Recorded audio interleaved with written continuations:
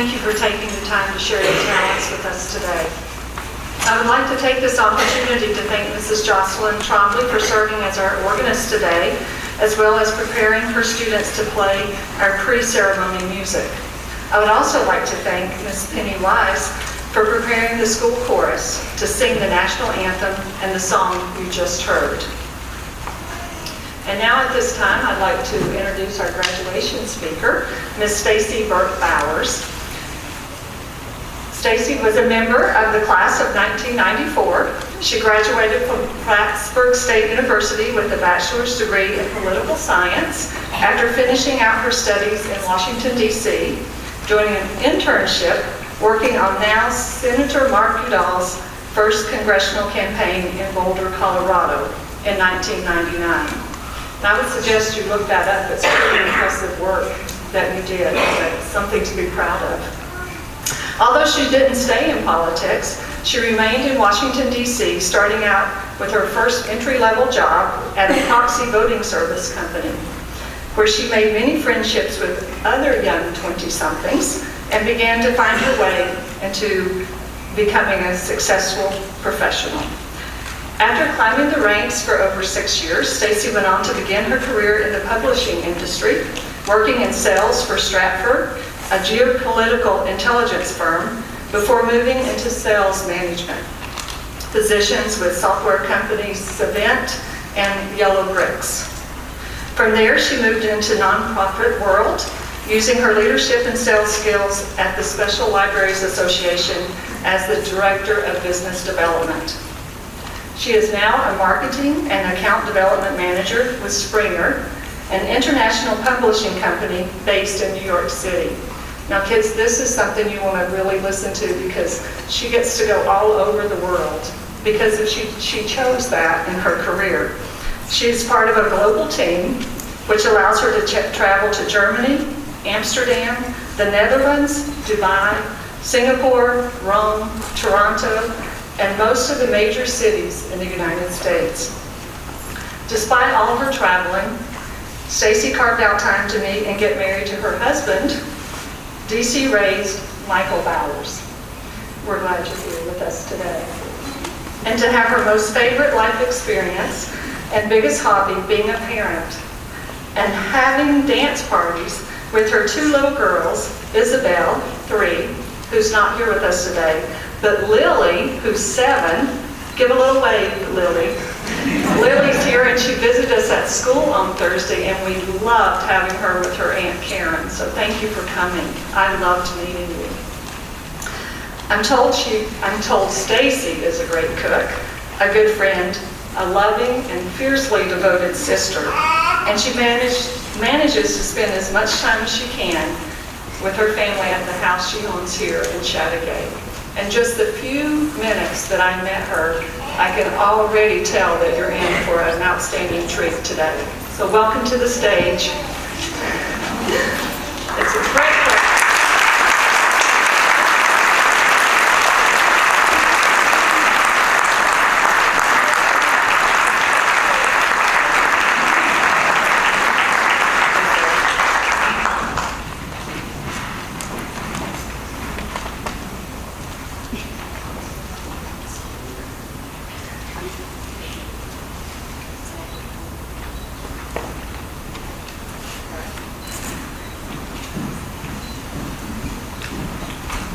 Yeah, I hope everyone lowers their expectations just a little bit. Thank you, Mrs. Fowler. Thank you, CCS teachers, faculty, Board of Education, all the families, and most importantly, the graduates. Graduation marks much more than the completion of high school. It's a celebration of entering adulthood and a separation of sorts for the parents and the young adult. This is why this is a big deal. You should all be very proud. So you go, Glenn Cloco. I'd like to further extend my thanks for this opportunity. Although, to be honest, that last part is sort of a joke with me and my current boss. Whenever I'm given a new job or task, she says to see it as an opportunity. Frankly, I see it as another job, another task, so thanks for that, graduates. Jokes aside, I really do see speaking here today as a complete honor and a true opportunity, not a job or a task. Of course, when I was asked to do this speech, I won't lie, I felt a lot of pressure. First, someone, Maddie, told poor Mr. Walworth that I do this for a living. So basically, despite me telling my family over and over again what I do, some people still think I give young adults advice on how to embark in the world, and also that I speak in front of an audience of a few hundred people. So to put it simply, that's not what I do. As Ms. Fowler said, I now live in DC and work from my home for a New York City-based scientific, technical, and medical publishing company called Springer as a marketing manager on an international team that brings me to all sorts of places all over the globe. So what do? I do speak in front of audiences of about 30, 40 people on a regular basis. Those people are mostly there for the free food and drinks, so if I'm lucky, they're pretty buzzed. Bribes people, first advice, offer the audience bribes. This makes it a bit easier. P.S. Your small bribes are under your chairs, and don't worry parents, it's not booze. At Springer, I have the help of doctors, scientists, physicists, and analysts who work for the company, who are frankly more educated in the sciences than I am. When I started this job, I was stressing out one night to my husband. I said the age-old phrase, he said the age-old phrase, well, it's not rocket science. To which I responded, but I do work with actual rocket scientists. Although these professionals are able to educate me on what I should say for my work presentations, they were not available to write the speech, so I was on my own. Warning. Oh right, and at my work presentations, I do not have the pressure to give high school graduates a notable speech on one of their most important days of their lives. When I was asked to come here and talk to you today, it was not that I didn't want to do it or did not feel this great honor, but I did feel this inflated responsibility. Seriously, I love this town. I love this school. How can I do any justice to these amazing graduates and people? I can't. So just so the audience and the graduates are both prepared, I will not be giving these brilliant young adults the information they need to be successful or how to be fulfilled in life. Luckily, that pressure's not on me, it's on them. So good luck with that. But graduates, I am here to tell you that sometimes life gives you some pressures. But don't fear, you just need to break them down, find your confidence, perhaps fail a few times, and remember your base, and then you have the power to make your own success. And perhaps importantly, find your own happiness.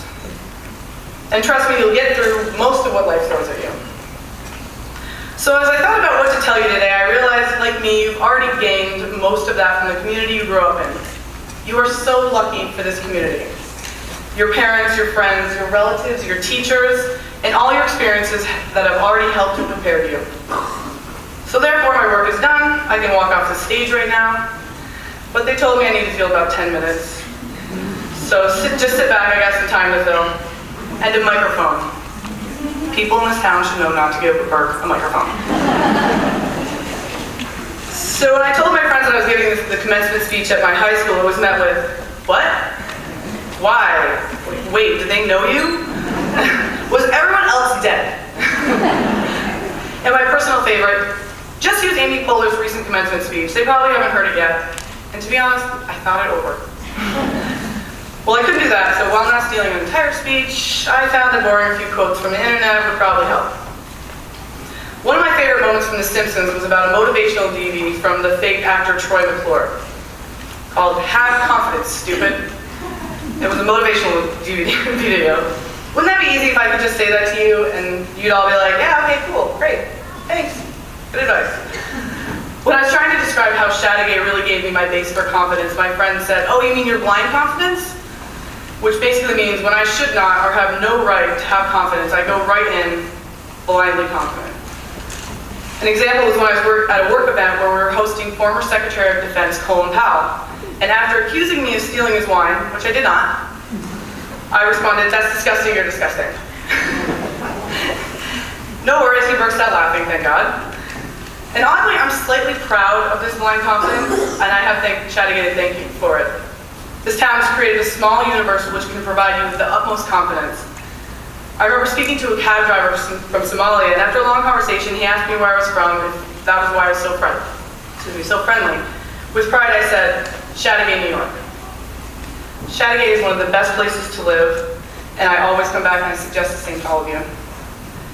It will always be home where you can get that boost of confidence from just a simple home-cooked meal from your mom or a pep talk from your dad. So when thinking about my life and my life experiences, how I could possibly add to this speech, and advise these graduates, I was like, oh, I got it, failure. Something I've got a lot of experience in. J.M. Barrie was a Scottish author who wrote Peter Pan, also from a small town, said, "We are all failures, at least the best of us are." A former CEO I worked with called a meeting to encourage exactly that, failure.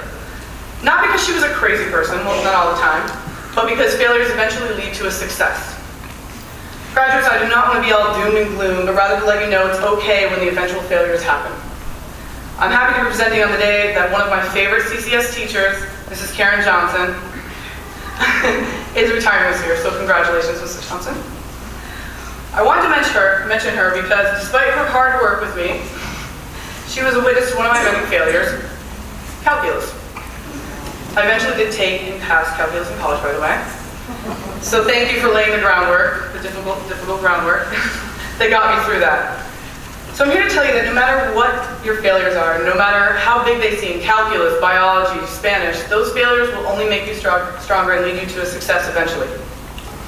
Speaking of failure in college, I took a Communications 101 class, which basically gives you the opportunity to do what people fear more than death, public speaking. So thanks again, graduates. Okay. So there was this girl in my class, and before she went up to give her first speech, her hands were shaking terribly. She walked slowly up to the front of the class, turned around to give her speech, revealing a completely wide open zipper. Like super embarrassing zipper exposure, like shirt tucked through the zipper. And the point is, besides hilarity, that she went on to give that speech, and then speech after speech throughout the semester. Speeches in her class didn't seem so death-defying. Another death-defying topic is parenthood. Thanks, Lily. As a mother of two girls, Lily and Isabel, I can relate to what I might feel like in 10 years as I look at this stage. I'm sure your parents all gave a sigh of relief this morning for this day. As parents, we feel like we fail at least 10 times a day. Well, today it's for you in those days that you just were unsure. They turned out okay. These guys will continue to surprise you, and despite a few failures, will succeed. Graduation marks the end of an 18-year, 24/7 investment. Within a few weeks of graduation, most kids will leave their home, and even if they return on breaks and holidays, it's never the same. So do me a favor today, graduates. As this day is as much about them as it is about you, hug your parents today. They will remember this as one of their happiest days ever. Seriously, don't blow it. Give them a bit of attention before escaping to go to those other graduation parties. You owe them. All right, enough of the reprimanding. I will turn to you guys and pose a question. Do you guys on stage honestly know what makes you happy? I'll now let them think of the inappropriate things that I can't say in this speech. And yeah, it's those things. Along with me finishing the speech as quickly as possible. John Lennon from the Beatles, and I'm saying this for their benefit because I'm not sure if they know. Anyway, John Lennon said, and I'm not going to attempt a British accent. So, when I was 5 years old, my mother always told me that happiness was the key to life. When I went to school, they asked me what I wanted to be when I grew up. I wrote down happy. They told me I didn't understand the assignment, and I told them they didn't understand life. I did the same exercise at St. Patrick's Church just up the street when we were on those all-day religion classes, or what we called, hey, we get out of school for a day, and wait, that kid isn't Catholic? Well, anyway, we were given choices in life to rank what we thought was most important: money, career, marriage, and happiness. The answer was happiness. Seems easy, right? Just be happy. But guys, it gets tougher the older you get, finding happiness while managing all the other crap that you have to deal with, such as a bigger family, in-laws, friends from home, friends from another town, friends from another school, and most importantly, that pesky thing that you will not be able to avoid despite all efforts, the J-O-B. It's not all dismal. You need to sort those things out along with finding things that make you happy at the same time. I'm not saying do whatever you want and be happy. You have to find balance, and that is part of being an adult, what being an adult is about. You can't forget to pay your bills or skip class because you found out you really like to watch back-to-back episodes of some show on MTV. Or say find that video game is so fun so you forgot to put your pants on before going out in public. But find your joy, and if you're lucky, you get to find a mix of work and pleasure that makes you happy. So there are a lot of things in life that can bring happiness. Money, career, marriage, and family are some of the big ones. But being happy does not necessarily come from those things. It comes from knowing yourself and making an effort at achieving that happiness. It isn't always easy. Each person on this stage needs to go through happiness, ambivalence, and all sorts of feelings and experiences to find out what makes you truly happy. I hope you've each tried it. So what makes me happy and confident despite some failures? I will tell you, it is the base that I have and that all of you have as well. Shadigan. I bought a house here and I live here a quarter of the year to be around what makes me happy and to let my kids see what made and makes me happy. And to give me that confidence boost I need ever so often. So yes, graduates, I'm finally coming to an end. I told you, it'd be a lyric. Please remember where you came from, no matter if you stay or go, or come back, because these experiences are some of the best memories you will have and create the foundation of who you are and who you'll become. Relive these moments. Be sure to take your new girlfriend or boyfriend with your brother or sister to P-Vans, and when they ask why we call it P-Vans and not Blanc Patat, roll your eyes as if they don't understand. Man, that's not the point, it's the hot dogs. Tell people about how this town probably has the best basketball players in the state of New York. Take your future kids to the rickety stairs of High Falls Park. Tell your future in-laws about how Alonzo Wilder was born here and we're part of true American history. If you happen to know someone with a boat, go to the sandbar in Shadigan Lake.